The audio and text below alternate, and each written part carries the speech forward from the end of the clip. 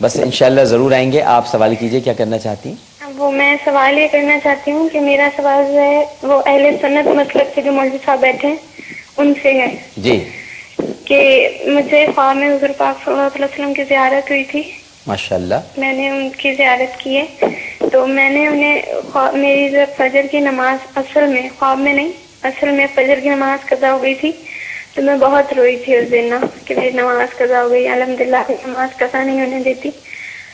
تو جو ہے پھر میری جب وہ نماز قضا ہو گئی تو میں بہت روئی. پھر اس کے بعد میں سوئی تو مجھے خواب میں حضور صلی اللہ علیہ وسلم کی زیارت نصیب ہوئی. تو میں نے ان کو ان کے حجرے میں دیکھا کہ وہ اپنے حجرے میں ہیں اور ایک عورت بھی ہیں. ان کی میں نے چہرہ مبارک نہیں دیکھا وہ کون ہے. انہوں نے ایک کالے کلر کی چادر بہت بڑی سی پہنی ہوئی تھی تو میں ان کا چہرہ نہیں دیکھ پائی. تو پھر میں ان کے ساتھ کھڑی ہوتی ہوں تو مجھے فرماتے ہیں کہ بیٹھو میرے ساتھ کھانا کھاؤ. اللہ. تو میں ان سے کہتی ہوں کہ نہیں مجھے جانا ہے میری امی کی طبیعت بہت خراب ہے. اور حقیقت میں میری امی جو ہے وہ حیات نہیں ہے. جی. ان کو 9 سال ہو چکے ہیں. میں بہت چھوٹی تھی جب ان کا انتقال ہوا. جی. تو جو ہے پھر تو میں ان سے کہتی ہوں مجھے جانا ہے, میری امی کی بہت طبیعت خراب ہے, مجھے اپنا منہ مبارک دے دیں.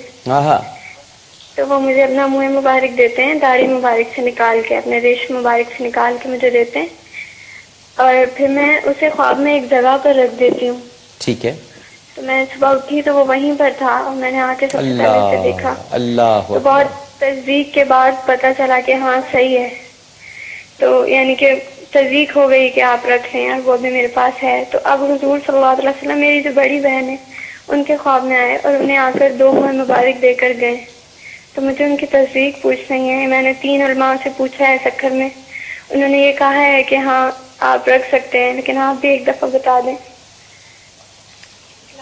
بھائی آپ نے تو اب تو سکھر آنا پڑے گا آپ کے پاس. جی ضرور آئیے گا. آپ کے پاس تو میں رمضان کے بعد آتا ہوں. بھائی کہاں رہتی ہیں آپ سکھر میں؟ بھی آپ سے میں پتہ پوچھواتا ہوں MCR میں. آن ایئر نہیں بتائیں, ابھی آپ سے ہم پوچھتے ہیں. جی نہیں ابھی پوچھواتے ہیں آپ سے. بہت شکریہ میری بہن, بڑی عجیب داستان ہے. ماشاءاللہ ماشاءاللہ. جی علامہ صاحب اسی سوال سے ابتدا کرتے ہیں, پھر پہلا سوال بعد میں دیکھتے ہیں. جی. بسم اللہ والحمد للہ والصلاة والسلام علی رسول اللہ. ڈاکٹر صاحب,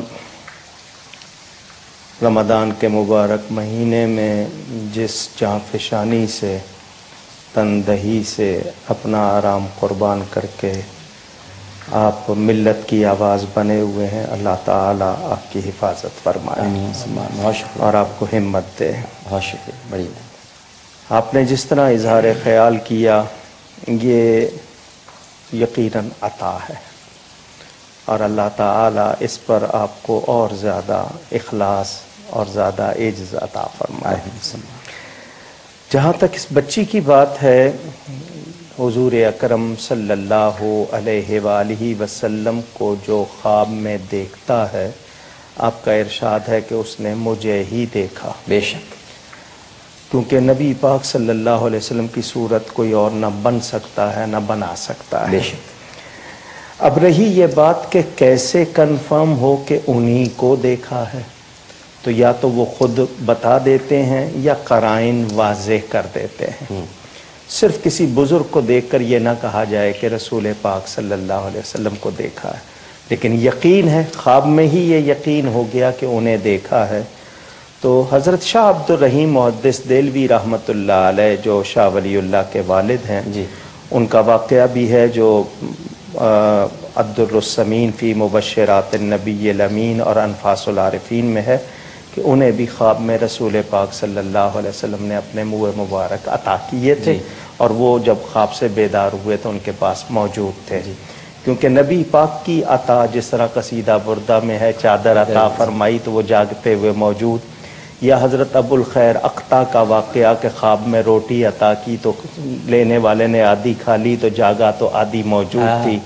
تو نبی کی عطا اصل ہوتی ہے, وہ فرضی نہیں ہوتی ہے، خیالی نہیں ہوتی ہے، کیونکہ میرے نبی کی عطا ہے، یہ وہ دنیاوی تمغے نہیں ہیں جو ادھر ادھر ہو جاتے ہیں۔ واہ سبحان۔ تو اگر یہ بچی جس طرح بیان کر رہی ہے یہ واقعتاً اسی طرح ہے تو پہلے تو ہم اس کو مبارکباد پیش کرتے ہیں، بے شک اللہ تعالیٰ اس کو اس کا اہل بھی بنائے۔ انہیں چاہیے کہ اپنی طرف سے جو اپنی حیثیت کے مطابق خوب خیرات بھی کریں، اور اس بال مبارک اگر کسی کے پاس سند نہیں ہے، بال ہے کسی سے، کیونکہ شاخیں ہوتی ہیں ہر سال نکلتی ہیں، لوگ وہی بانٹتے ہیں، تو الذی اکرام ما نسب بہ، نسبت کی وجہ سے ہم اس کی بے ادبی کسی صورت نہیں کر سکتے، سوال ہی پر، کیونکہ نسبت حضور صلی اللہ علیہ وسلم کی طرف ہو رہی ہے، اگر شبہ بھی ہے تو ہم نے بے ادبی نہیں کرنی ہے۔